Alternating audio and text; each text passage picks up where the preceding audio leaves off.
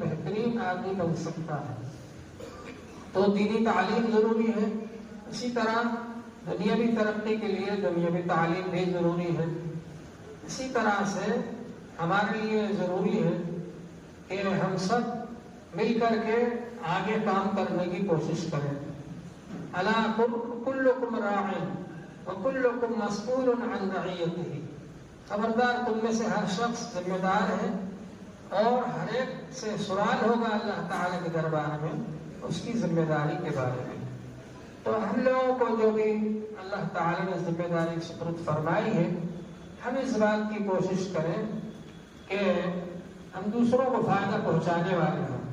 حضور پاک صلی اللہ علیہ وآلہ وسلم نے ارشاد فرمایا، خیر الناس من ينفع الناس، انسانوں میں سب سے بہتر وہ ہے جو لوگوں کو فائدہ پہنچانے والا ہو۔